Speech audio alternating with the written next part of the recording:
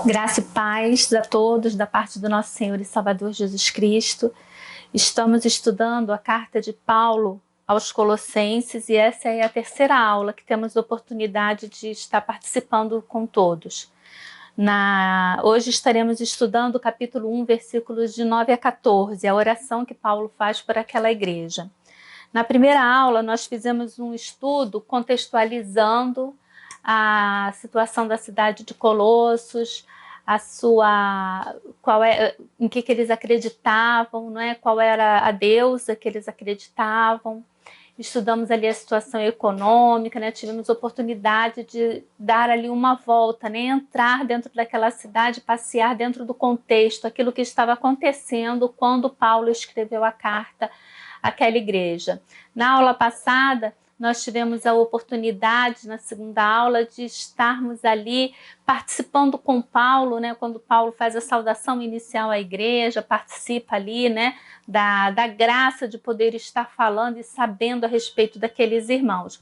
E hoje nós estaremos estudando a oração que Paulo faz para aqueles irmãos. E para isso eu convido você a que esteja abrindo a sua Bíblia, na carta de Paulo aos Colossenses, capítulo 1, e nós estaremos lendo os versículos de 9 a 12. Paulo ora pelos Colossenses. Por essa razão, também nós, desde o dia em que ouvimos, não cessamos de orar por vós e de pedir que transbordeis de pleno conhecimento da sua vontade, em toda sabedoria e entendimento espiritual, a fim de viverdes de modo digno do Senhor, para o seu inteiro agrado, frutificando em toda boa obra e crescendo no pleno conhecimento de Deus, sendo fortalecidos com todo o poder segundo a força da sua glória,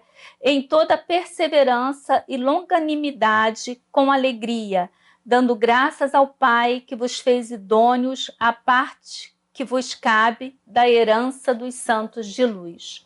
Que Deus abençoe a sua palavra lida. Nós estaremos nesse momento, não é, curvando as nossas frontes e orando, pedindo a Deus que venha ser com tudo que estaremos realizando e que Ele possa estar nos dirigindo, não é, abrindo as nossas mentes e os nossos corações para que possamos estudar, aprender, mas principalmente colocar em prática no nosso dia a dia aquilo que o Senhor tem falado aos nossos corações. Amado Deus eterno Pai, glorificado seja o teu nome. Nós te damos graças, Senhor, por esses momentos tão preciosos, quando podemos parar as atividades do nosso dia a dia e nos colocarmos, ó Pai, para estudarmos, para nos colocar, Senhor, inteiramente ao seu dispor, para que o Senhor fale ao nosso coração. Senhor, nesse momento que estaremos estudando, ó Pai, a respeito dessa oração, vem nos mostrar, ó Deus, a importância da oração, vem falar conosco, Senhor, a respeito desse tema que nós falamos tanto, mas às vezes de forma tão errada, Senhor, às vezes de forma tão pouco coerente com aquilo que o Senhor realmente tem preparado e separado para nós. Fala aos nossos corações, em nome de Jesus, amém. Irmãos, a carta de Paulo, não é, aos Colossenses, Paulo veio ali saudando, não é, a igreja, ele dá ação de graças, não é, diante de tudo aquilo que ele ouviu, ele agradece a Deus pelo amor, a esperança e a fé daqueles irmãos. E agora, a partir do versículo 9, Paulo começa a orar por aqueles irmãos. E Paulo vai dizer, por esta razão, nós também, desde o dia em que ouvimos, né, não cessamos de orar por vós e de pedir que sejais cheios do conhecimento de sua vontade em toda sabedoria e entendimento espiritual. Essa é uma oração bem similar à oração que Paulo fez lá na carta aos Efésios. Se nós abrirmos as nossas Bíblias, não é? Lá na carta de Paulo aos Efésios, no capítulo 1, versículo 15, nós vamos ver que Paulo vai orar também por aqueles irmãos e ele vai dizer, olha, por isso também eu, tendo ouvido a fé que há entre vós no Senhor Jesus e o amor para com todos os santos, não cesso de dar graça por vós, fazendo menção de vós em minhas orações, para que o Deus do nosso Senhor Jesus Cristo, o Pai da glória, vos conceda espírito de sabedoria e de revelação no pleno conhecimento dele. Né? Os pedidos de Paulo, nós já tivemos oportunidade de falar sobre isso, eles estão sempre dentro de um contexto espiritual. E aí até a gente precisa parar para refletir a respeito do que temos orado. Porque aquilo pelo qual oramos é aquilo pelo qual nós nos preocupamos. E dentro desse contexto de Paulo, aquilo que Paulo estava passando, nós tivemos oportunidade já de falar, mas eu acho que vale a pena, é relevante repetirmos essa questão. Paulo poderia pedir por ele, pela situação dele de estar preso ali em Roma. Paulo podia pedir pela situação financeira das igrejas. Paulo teria muitos motivos assim pessoais para pedir, mas Paulo vai pedir a Deus que dê àqueles irmãos pleno conhecimento. Ele vai pedir que eles sejam cheios do pleno conhecimento da vontade de Deus. E eu fico pensando, quantas vezes nós oramos por essa razão, Quais foram as vezes em que nós paramos e pedimos a Deus que realmente nos enchesse do pleno conhecimento de Deus? Essa oração de Paulo, registrada aqui na carta aos Colossenses, ela é similar à oração que ele fez em Efésios. E nós podemos ver que as orações, elas são o ponto alto das epístolas paulinas, porque Paulo ele se deixa levar pelo Espírito, de forma livre, de forma altruísta. Paulo deixa todas as polêmicas de lado e ele se põe ali realmente em suas orações aos pés do Senhor, de forma que Deus realmente encha, dê o conhecimento, realmente realize a sua obra na vida dos irmãos. Quando Paulo ora ali em Efésios, nós vamos ver que ele vai dizer: para que o Deus do nosso Senhor Jesus Cristo, Pai da glória, vos dê em seu conhecimento o espírito de sabedoria e revelação. Paulo está pedindo pelo conhecimento do próprio Deus. E aí nós, quando comparamos a oração de Colossenses com a oração de Efésios, nós vamos ver que em Efésios, Paulo pede o conhecimento do espírito de sabedoria e de revelação. E aqui, em Colossenses, Paulo vai pedir que aqueles irmãos possam conhecer a vontade de Deus. Ele vai falar: transbordeis de pleno conhecimento da sua vontade em toda sabedoria e entendimento espiritual. Então, nós vemos que Paulo ele vai fazer uma comparação, Ele está dizendo conhecer a Deus e ele também vai pedir pelo conhecimento da vontade de Deus. Conhecer a Deus e conhecer a vontade de Deus é a mesma coisa. Quando nós conhecemos a Deus, nós conhecemos qual é a vontade de Deus para a nossa vida. E do momento que eu conheço a vontade de Deus para a minha vida, eu conheço o Deus a quem eu sirvo. Então, vamos nos deter aqui agora, irmãos, e estaremos estudando pedacinho por pedacinho dessa oração. Quando Paulo começa aqui, ele vai dizer: por esta razão. Provavelmente, Paulo está se referindo a todo o parágrafo anterior, quando nós estudamos ali no início do capítulo 1, os versículos de 3 a 8, Paulo está falando o seguinte: damos sempre graças a Deus, Pai do nosso Senhor Jesus Cristo, quando oramos por vós, desde que ouvimos da vossa fé em Cristo Jesus e do amor que tendes para com todos os santos, por causa da esperança que vos está preservada nos céus, da qual antes ouviste pela palavra da verdade do Evangelho, que chegou até vós, como também em todo o mundo, está produzindo fruto e crescendo, tal acontece entre vós, desde o dia em que ouvistes e entendestes a graça de Deus na verdade. Segundo fostes instruídos por Epáfras, nosso amado conservo, e quanto a vós outros, fiel ministro de Cristo, o qual também nos relatou do vosso amor no Espírito. Por esta razão, né, nós, quando estávamos estudando a carta aos Efésios, nós falamos que deveríamos pegar, não é, esse texto, a carta, não é, isso vale também para Colossenses, e tirar, não é, irmãos, todas essas divisões de versículo, subtítulo, e colocar no formato de uma carta. Então, quando nós lemos uma carta, nós conseguimos ver aqui que o por esta razão está ligado ao parágrafo anterior, não é, contido aí entre os versículos de 3 a 8, não é? Fica mais fácil para entendermos, para visualizarmos aquilo que Paulo está dizendo. Então, Paulo aqui, ele está dizendo, olha, por tudo isso que eu acabei de dizer aí, não é? Por esta razão, eu me ponho, não é, de joelhos, não é? Eu oro por todos vocês. Quando ele coloca aqui, nós, não é? Por esta razão, nós, quem são essas pessoas, não é? Quando chegamos aqui no final, não é, da carta de Paulo aos Colossenses, vemos aqui Paulo citando vários irmãos que com certeza estavam com ele e com certeza estavam também ali comprometidos com a oração, não é? Então Paulo está dizendo, olha, por esta razão também nós, não é, desde o dia em que ouvimos, não cessamos de orar por vós. Então, quem são esses nós que estão ali orando? Tem o Timóteo, que ele cita logo no início, não é? Paulo, apóstolo de Cristo Jesus, por vontade de Deus, e o irmão Timóteo.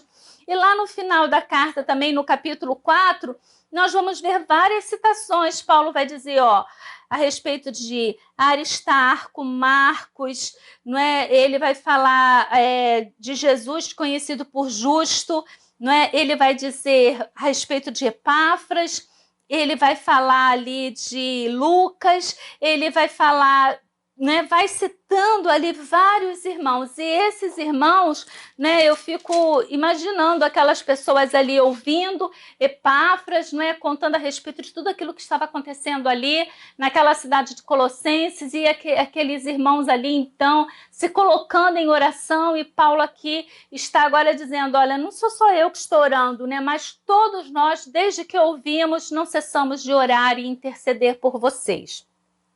Não é? E Paulo, ele continua, desde o dia em que ouvimos, não é? Ouviram o quê? Ouviram acerca da fé dos colossenses, não é? A fé que aqueles irmãos tinham em Cristo Jesus e como que aqueles irmãos estavam caminhando pela jornada cristã.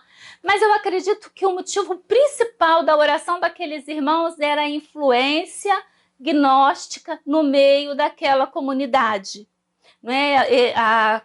A comunidade estava sendo totalmente, não é, bombardeada pelas ideias do gnosticismo, e essa é a razão, não é, principal pela qual Epáfras sai de Colosso, vai até Roma para relatar a Paulo aquilo que estava acontecendo. Eu imagino que em determinado momento, não é, Epáfras tenha falado, olha, eu não consigo mais, não é? Chegou um ponto em que ele começou a ter dificuldade para debater aqueles mestres, não é?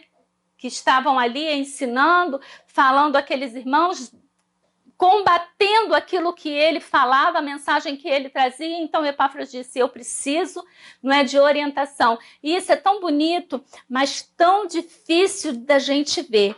Pessoas que realmente assim, se colocam de forma humilde para perguntar, para estudar, para ouvir, não é? Sobre determinados assuntos que estão com dificuldade, a pessoa buscar alguém que a possa orientar, não é? Muitas das vezes a gente vê alguns líderes religiosos muito autossuficientes, e aqui a gente vê a humildade por parte de Epáfras, quando ele vai até Paulo, pedindo a Paulo que o ajude, que o oriente, e é óbvio, né? E mais até do que tudo que Paulo vai fazer, Paulo vai orar para aqueles irmãos. Então, a ajuda principal ali é a oração de Paulo e de todos aqueles irmãos pelos irmãos de Colosso. E Paulo vai dizer: não cessamos de orar por vós, não é? Elicote, nos seus estudos, ele vai relatar que isso é uma hipérbole afetuosa, não é? Ele acha, assim, um certo exagero, né, linguístico, não é, por parte de Paulo dizer: não cessamos de orar por vós.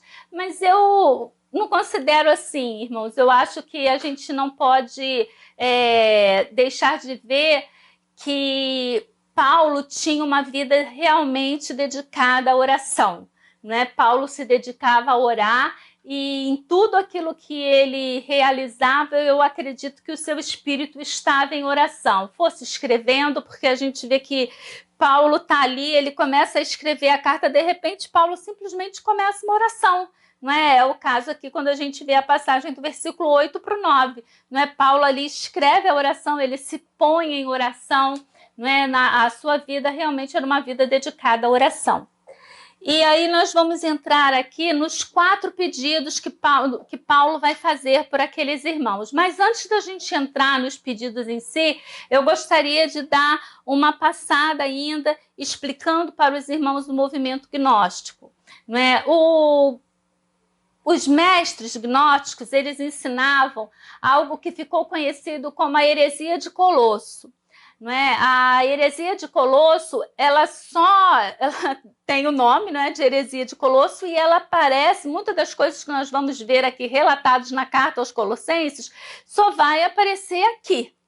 Não é? Então, foi um ataque, ele iniciou ali, não é, no primeiro século da era cristã. Nós estamos aqui lá pelo ano 62, 63, quando então Epáfras leva esses questionamentos para Paulo, e Paulo vai escrever, mas foi um movimento que ficou muito forte no 2º século, e ele vai até depois do 3º século, caminhando ali para o 4º século, quando então, através dos concílios, não é, da igreja, nós vamos ver que eles vão decretar realmente que são heresias, aquilo que eles falavam, e tirando, não é, algumas dessas pessoas sendo até mesmo excomungadas. Mas os mestres, eles ensinavam algo, não é, que ficou conhecido como heresia de Colosso. Nós não vemos em outra parte da Bíblia, e nós temos pouco conhecimento realmente sobre aquilo que era ensinado no meio desses irmãos.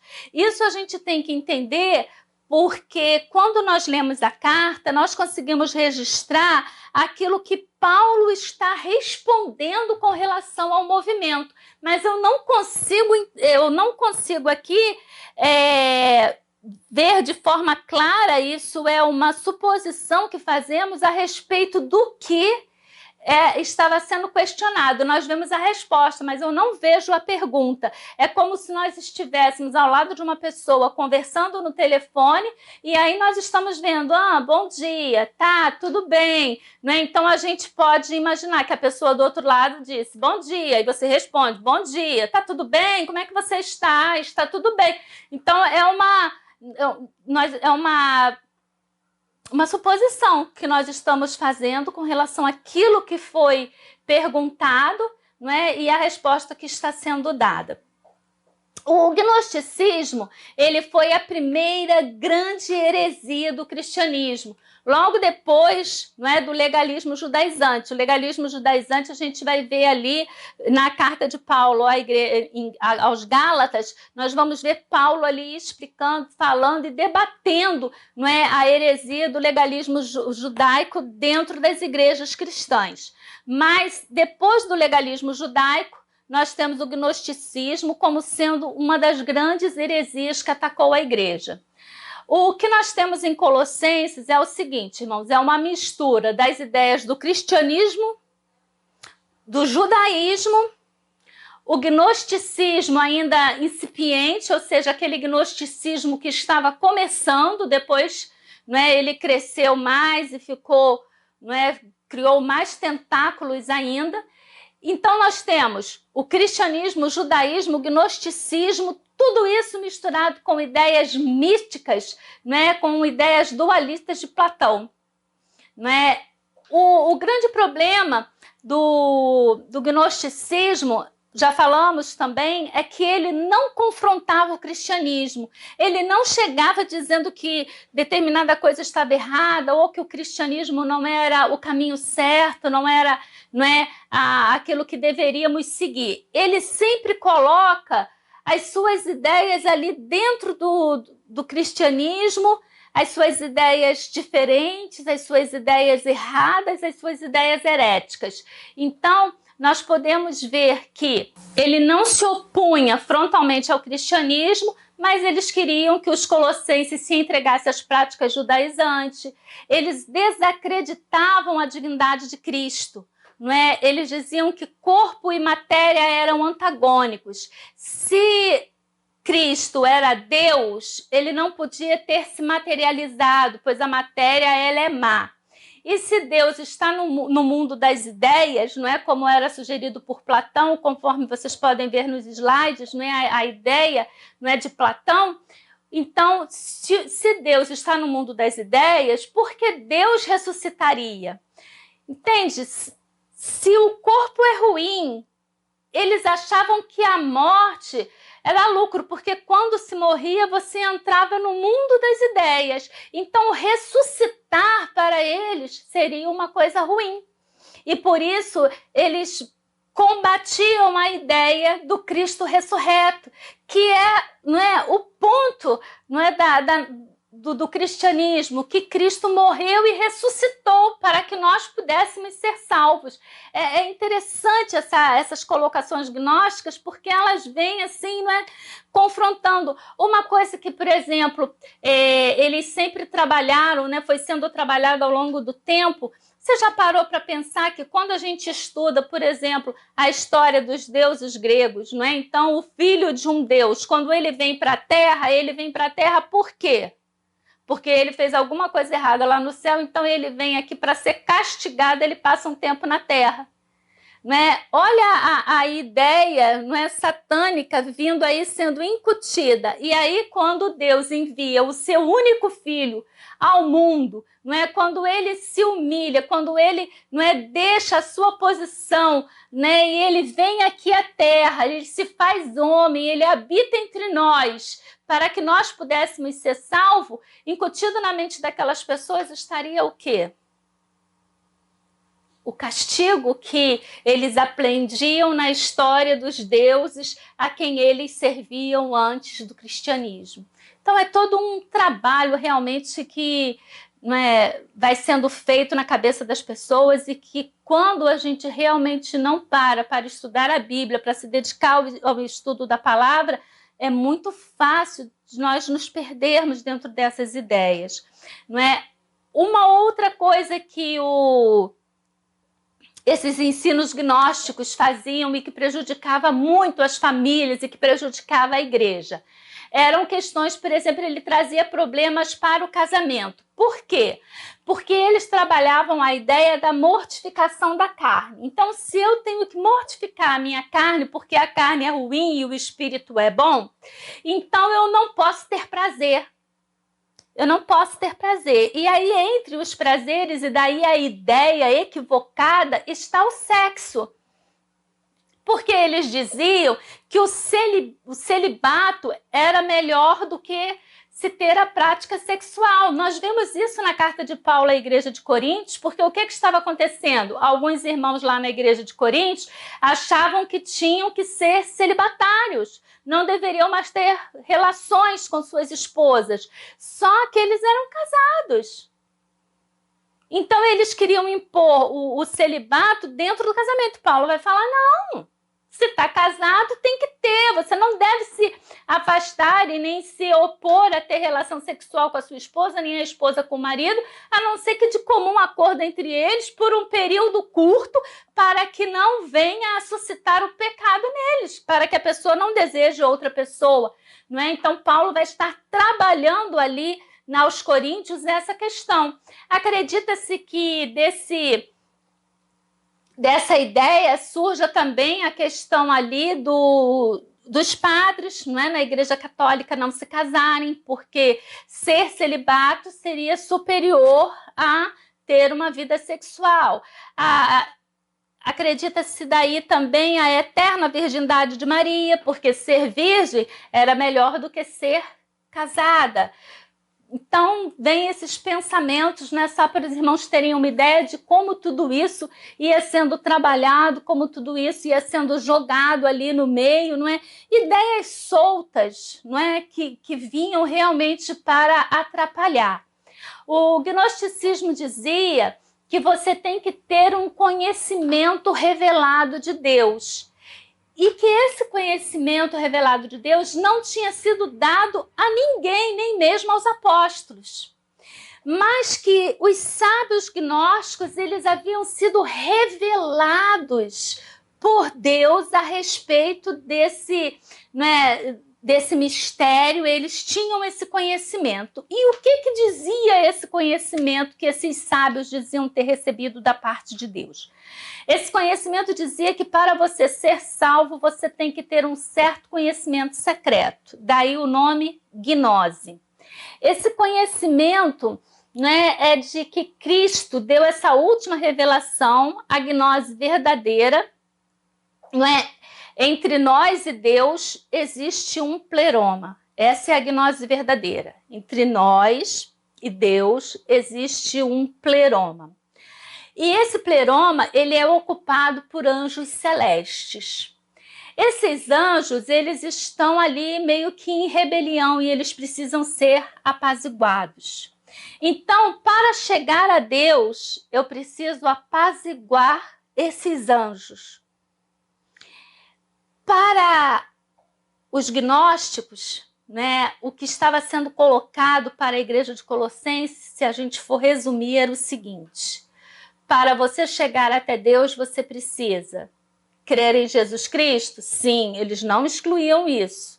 Era uma forma de te enganar, porque aí, ouvindo que crer em Jesus era uma forma de chegar até Deus, os irmãos ficavam calmos. É a historinha da rã. Mas aí ele vinha que para você chegar até Deus, você tinha que crer em Jesus Cristo, guardar a lei de Moisés. Isso não está lá. O cristianismo não é uma continuidade do judaísmo. O cristianismo é uma coisa, o judaísmo é outra. O judaísmo é uma religião, não é, centrada para um povo. Deus se revelou àquele povo. Ele era o Deus de Abraão, de Isaac, de Jacó. A partir do Novo Testamento, o que nós temos? Uma abertura. Então, agora Deus se revela à humanidade, não é? Tanto a judeus como a gentios. Então, eles estavam sempre trazendo essa questão. Aí eu tinha que crer em Cristo, mas eu também tinha que praticar, não é? Usar das práticas, né? Guardar a lei de Moisés. Eu tinha que mortificar o meu corpo. Então, eu não poderia ter nada que me desse prazer. E agora os gnósticos ainda acrescentavam que nós tínhamos que adorar os anjos. E nós vamos poder tratar isso ainda, né, nos capítulos adiantes aqui dessa carta aos Colossenses. Assim, crendo em Cristo, praticando a lei de Moisés, mortificando o meu corpo e adorando aos anjos, eu apaziguaria, não é, esses seres que ficavam ali, não é, intercalados entre o ser humano e Deus. Eu apaziguaria esses anjos e então eu conseguiria chegar até Deus. Não é? Realmente é uma coisa difícil, não é? Mas que quando nós trazemos, olhando assim, lendo, né, essas coisas, a gente acha assim, poxa, mas esses irmãos, sinceramente, não é, como que podiam cair nessa? Mas a gente já tratou que vocês têm que pensar, anos 60, 62, então olha o tempo, não é, toda uma vida dedicada, não é, ao judaísmo, e de repente você se vê agora com o cristianismo, uma nova religião, uma religião que não é mais, não é somente para o meu povo, mas é também para os pagões, aqueles que eu, não é, tratava com tanta diferença, com tanto preconceito. E uma coisa também que a gente vê e que aí nos permite entender bem é que toda vez que nós colocamos alguma coisa que possa ser a razão para a nossa salvação, é mais fácil do que seguir simplesmente a Cristo. Né? Quando eu dou o Velho Testamento, eu sempre falo que a lei é mais fácil do que a graça. Porque a lei e todos esses pontos aí, adorar o anjo, mortificar o corpo, são coisas, irmãos, que a pessoa lá no subconsciente, ela prefere do que pensar que existe um Deus que olha para o seu interior.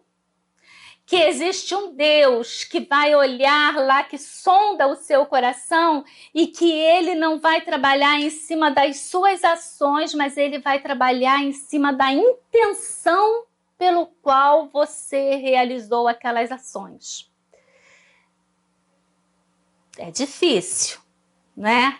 E a gente vê que até nos dias atuais ainda muitas pessoas se perdem, né? São esses segmentos religiosos onde você tem que usar, não é, um vestido longo, a blusa de manga comprida, só pode usar determinadas cores, aqueles cabelos, os homens têm que ser assim, as mulheres têm que ser assado, não é? Você vai colocando ali ritual, você vai colocando regras, você vai colocando ali, não é, formas onde a pessoa se sente bem, porque eu estou fazendo algo, né, para poder ajudar na minha salvação. Quando Cristo veio, morreu na cruz pelos nossos pecados, né, e mediante esse sacrifício, ao aceitá-lo, nós somos livres, nós somos libertos. Se você ainda não aceitou a Cristo como seu Salvador, saiba que a única coisa que você tem que fazer é dizer: Jesus, eu te aceito.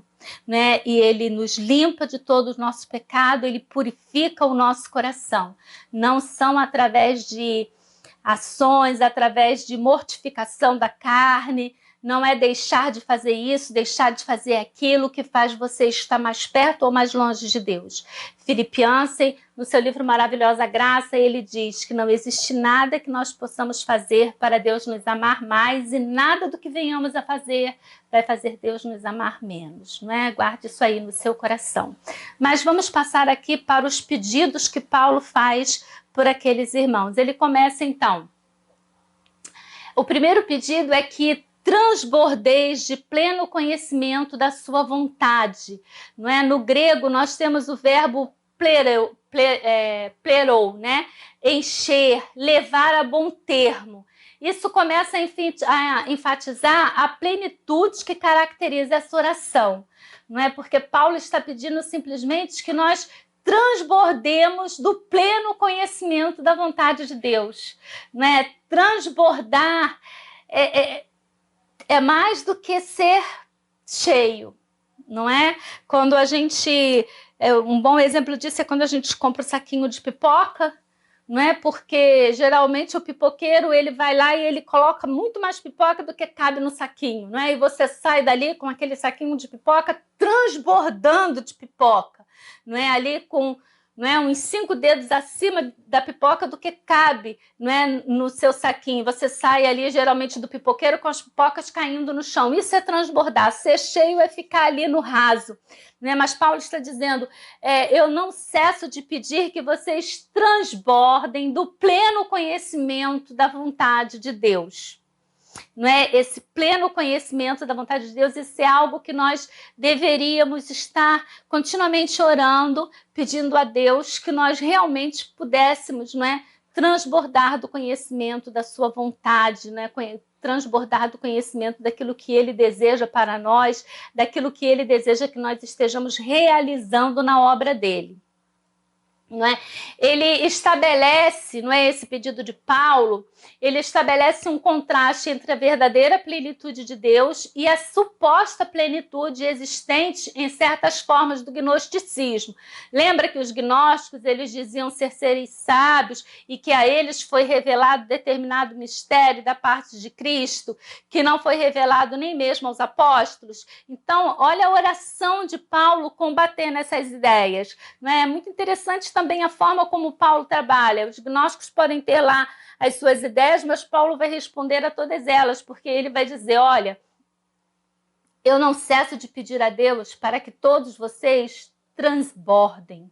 não é que sejam cheios, não, que vocês realmente transbordem, que vocês extrapolem em termos de conhecimento da vontade de Deus. Porque o conhecimento da vontade de Deus para a nossa vida, irmãos, ele está aberto para quem buscar esse conhecimento.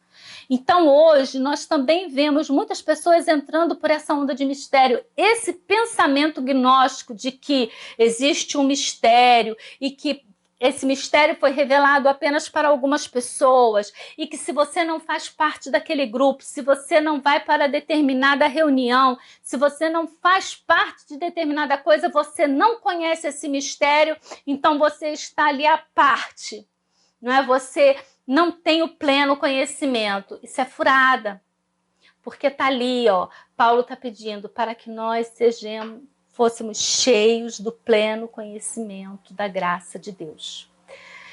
Não é? Plenitude de Deus. A suposta plenitude existente em certas formas do gnosticismo é combatida por Paulo por meio dessa oração, não é? Quando ele pede que todos os mistérios sejam desvendados para todos aqueles irmãos.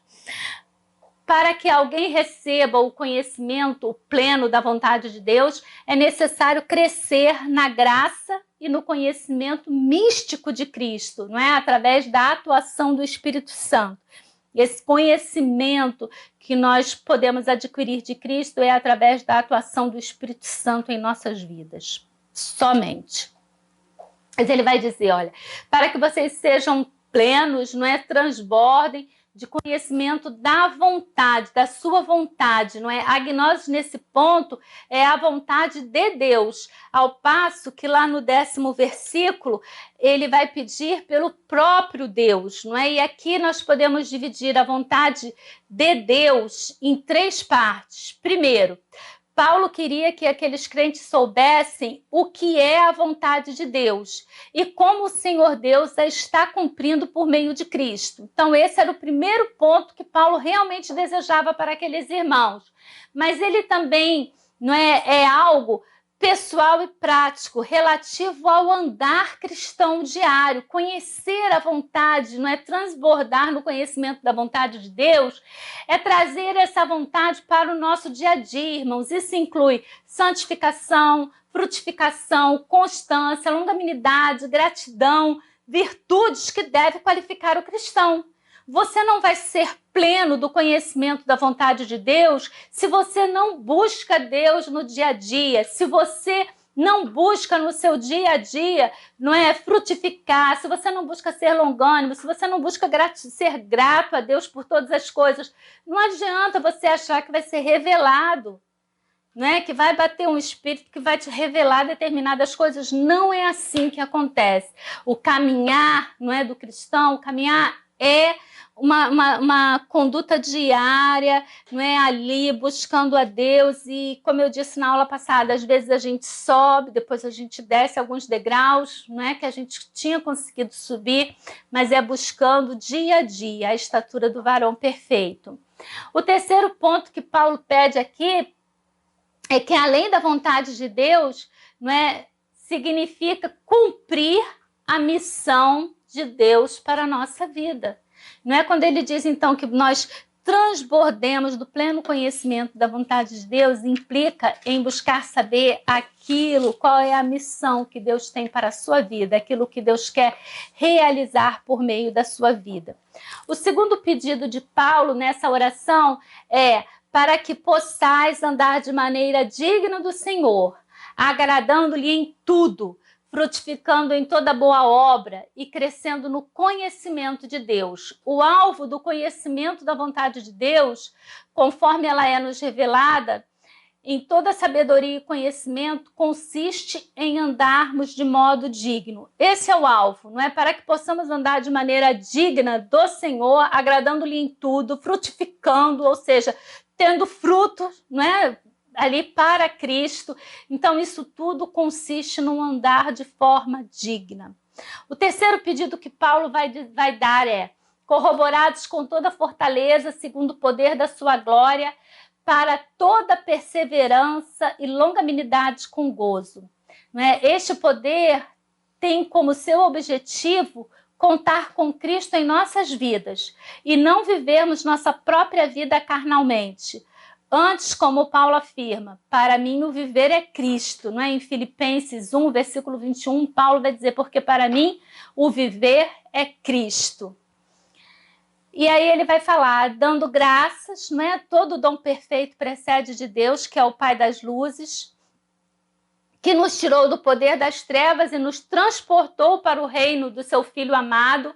E aqui é muito interessante porque Paulo vai fazer aquele contraste que nós podemos ver lá na carta aos Efésios, capítulo 5, versículo 8, quando ele faz aquele contraste entre luz e trevas, não é? Ele trabalha bastante isso ali em Efésios, e aqui Paulo também diz, porque ele vai dizer, olha, que nos tirou do poder das trevas e nos transportou para o reino do seu Filho amado. Não é? Quando ele trabalha aqui reino da luz em Efésios, e aqui em Colossenses Paulo trabalha reino do seu Filho, né? Do Filho do seu amor, reino do Filho do seu amor. E Paulo vai dizer ainda, em quem temos a redenção, a saber, a remissão dos pecados. A função deste versículo é estabelecer a transmissão para a grande passagem cristológica que se segue e que nós estaremos vendo a partir, não é, do próximo estudo, da quarta aula, quando ele começa ali a falar a excelência da pessoa e da obra de Cristo. Então, Paulo está aqui fazendo essa transição, não é, da oração, é como a gente na aula passada comentou, né? Ele começa bem ali com ações de graça, fazendo oração, e agora ele entra realmente na parte teológica, quando ele vai tratar a respeito da cristologia. Eu espero que esse estudo tenha sido de grande ajuda para todos nós, que você possa estar meditando durante, não é, esse tempo a respeito disso que estivemos falando, que você não se prive de pegar a sua Bíblia e de ler ali a carta de Paulo aos Colossenses. Você pode ler os capítulos adiante. Se você puder se dedicar a escrever, não é, a transcrever essa carta num caderno sem as separações de versículos e de subtítulos, você vai poder ter uma ideia real de todo o conteúdo da carta em forma de carta. Isso é um exercício muito interessante. Que o Senhor possa estar nos abençoando e nos dando o pleno conhecimento da sua graça. Amém.